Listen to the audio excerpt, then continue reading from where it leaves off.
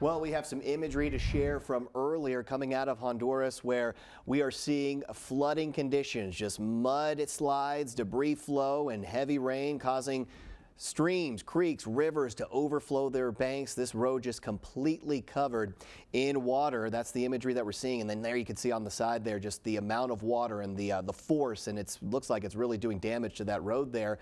We're going to get an idea of how things have been there into Honduras. We're going to talk right now with somebody from the Red Cross down there. This is Gonzalo Acharandino.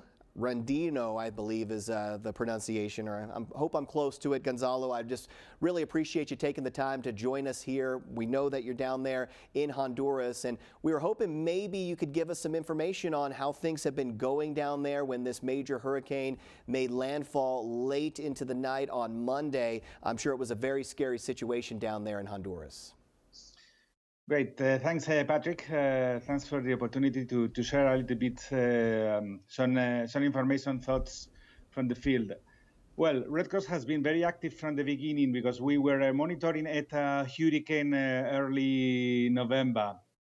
Through our tracks, we were quite worried with the magnitude and the strength of the Eta, and our forecast was quite right, and it caused massive floods and a lot of humanitarian impact in several places around Central America.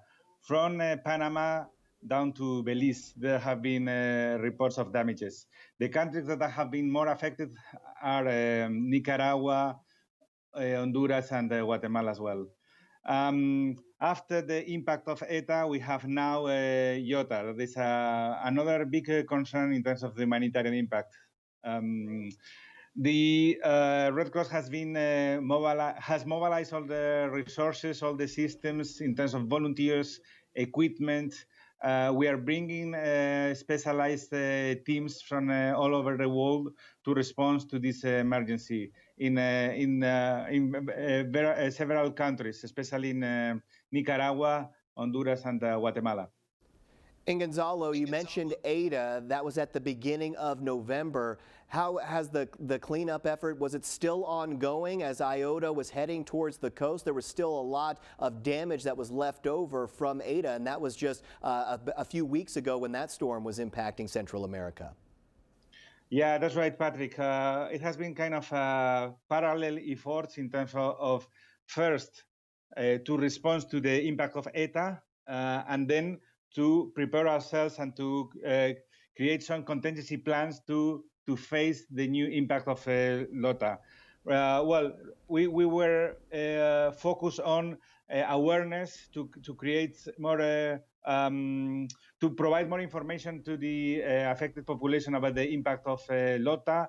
We have mobilized equipment and assigned trained staff to deliver rescue and search services, and we have been doing some preventive evacuation actions, especially in areas that were isolated and they were stuck and they didn't have the chance to get information about the impact of this upcoming new threat, this new hurricane called Iota.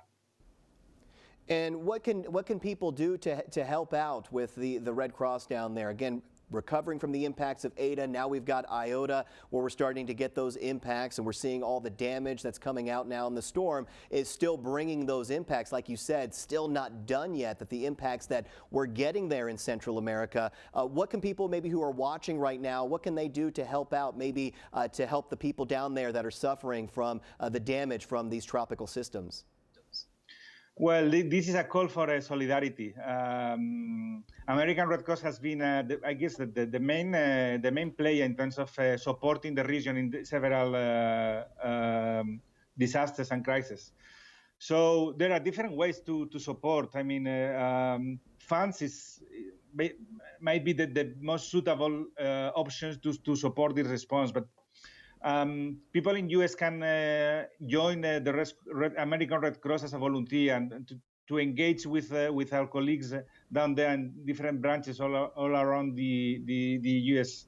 But yeah, we are struggling to get attention because of the elections in US. A lot of media was focused, especially in this important event, and we didn't get enough coverage and enough visibility of this disaster. So I really appreciate the space now and the opportunity to provide this visibility and to share with the audience the impact of these disasters in Central America. So any help, any funds that you might want to offer to Red Cross is very well appreciated.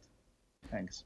I have a feeling that now that you're taking the time here to help us get this information out, I think a lot of people watching at home, they're going to do just that, help out the American Red Cross, whether volunteering or donations, that sort of thing. And we've got just a minute left here to talk, Gonzalo, and so we were kind of curious, what else can you give us here in the next 60 seconds as far as what the Red Cross is doing, and then we'll go ahead and wrap up us talking right now.